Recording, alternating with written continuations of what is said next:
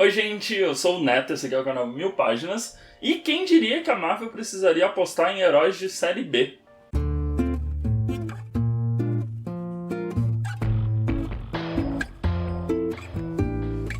Bom, então antes de começar aqueles recadinhos de sempre aqui do canal, não esquece de deixar seu like, seu comentário, se inscrever e ativar o sininho, aqueles recadinhos de sempre aqui do canal.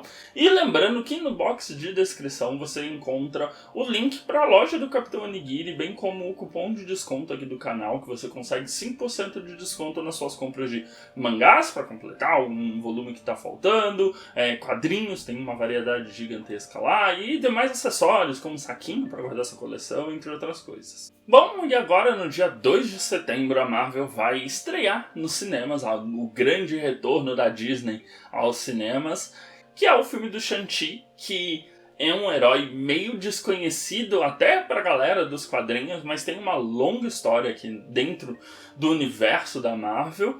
E eu dei uma lida em algumas coisas pra poder... Porque também é um herói que eu conhecia quase nada, assim, ele passou boa parte dos anos desaparecido.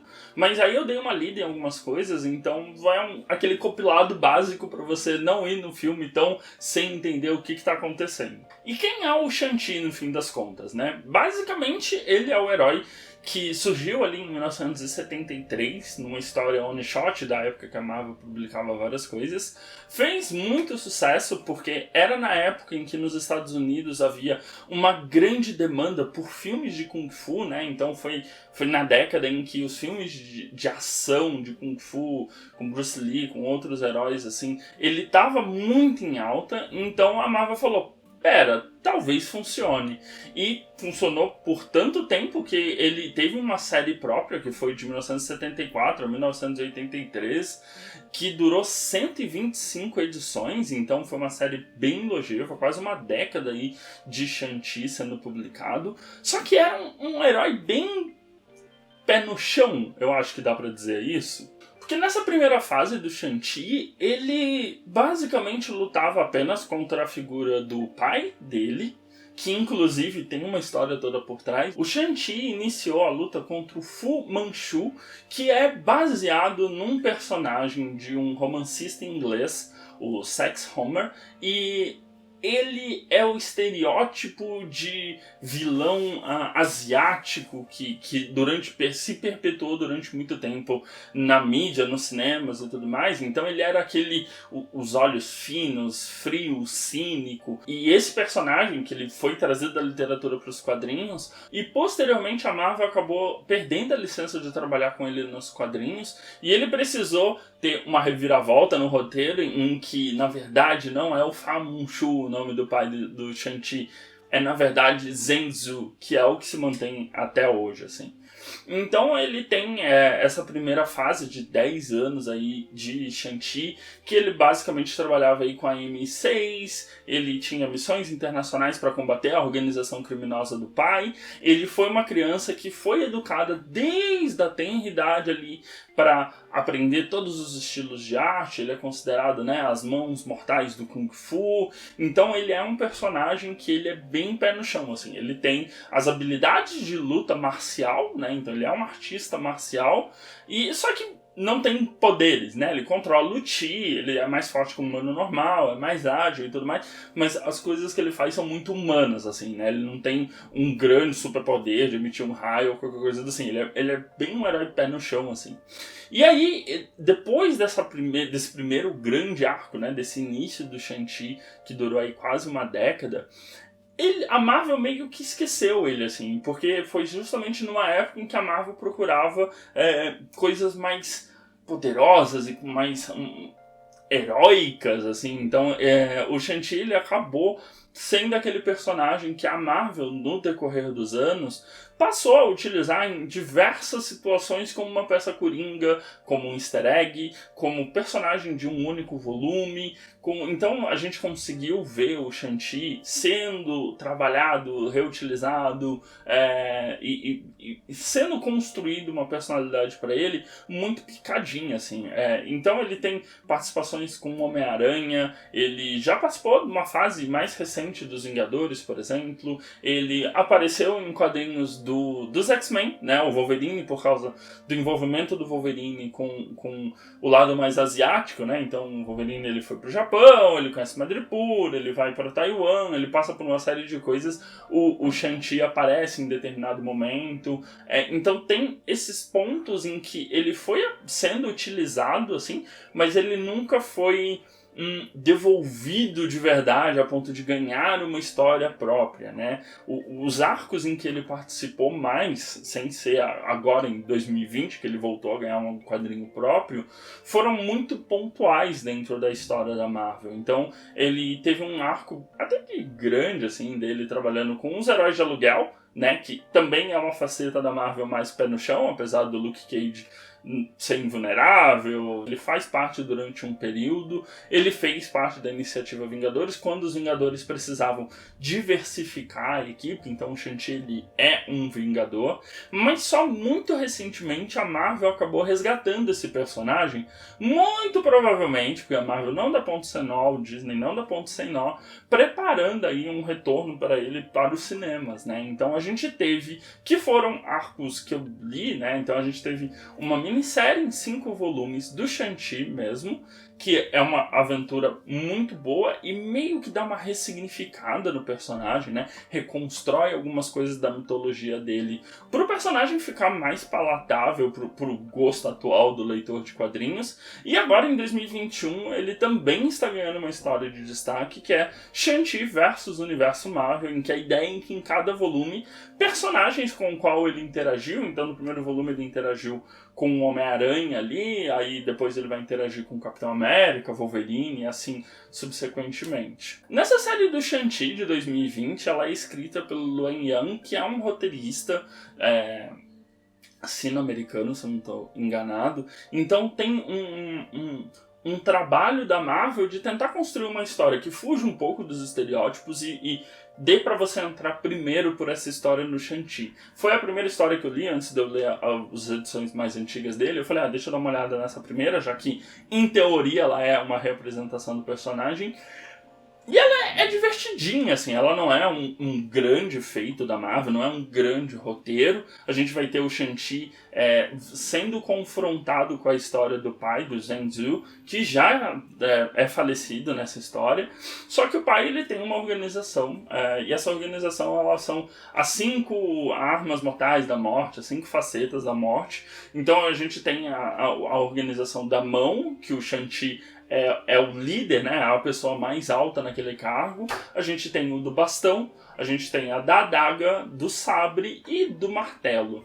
E a história gira em torno de que os 5, como se fossem os 5 generais dessa organização, o Zhenzu, a alma dele, escolhe, através de um círculo mágico, qual vai ser a facção que vai ser o supremo comandante dessa organização. A organização da mão é escolhida, ou seja, o Shang-Chi é esse líder, mas a irmã Martelo não aceita isso e ela sai em torno dos outros irmãos para matá-los.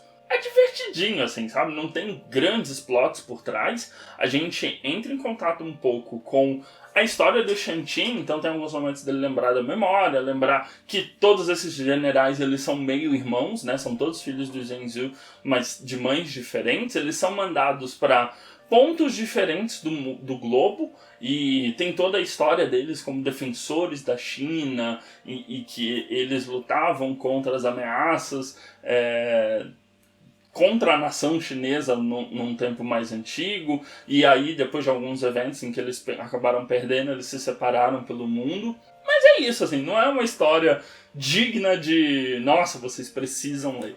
É divertida, ela entretém, mas não foi a minha uou, que experiência fabulosa pro Shang-Chi. E aí, logo depois do fim dessa série, em que o Shang-Chi precisou lidar com essa questão familiar e assumir o manto de Supremo Comandante, agora em 2021 tá rolando essa do Shang-Chi versus Universo Marvel, em que são os personagens do Universo Marvel entrando em contato com essa nova faceta do Shang-Chi.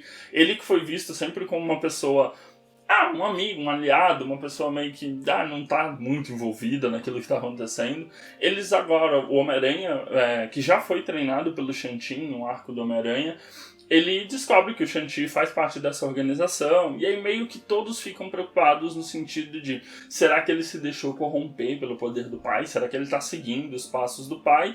E o Shang-Chi, ele tem que lidar com essa questão de, eu sou um herói, mas eu sou o Supremo Comandante, como é que eu vou fazer isso? Eu posso usar minha organização para resolver problemas do mundo, ou problemas que são gerados por essa organização. O primeiro volume é bem divertido, mas talvez seja divertido porque tem o Homem-Aranha. Apesar que eu gosto bastante da Irmã Adaga. A Irmã Adaga é sensacional, uma personagem muito divertida, que, né, foi apresentada em 2020.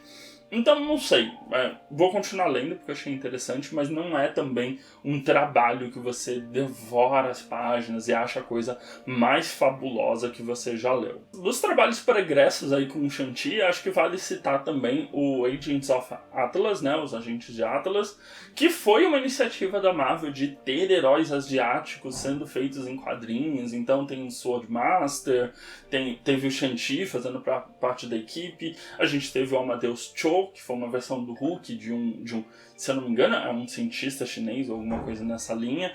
Então foi uma iniciativa da Marvel de cultivar personagens mais asiáticos mesmo e poder, né, desenvolver mais facetas além daquela cara americana que a gente já está esperando. E é um quadrinho interessante, mas também fica na linha do nunca teve um roteirista que deu um grande destaque, ou mesmo a Marvel não transformou os Agentes de Atlas como algo que move o universo dela para frente. Então são histórias divertidas, acho que vale a leitura, é divertido ler, são personagens cativantes, mas não foi nada também muito mirabolante.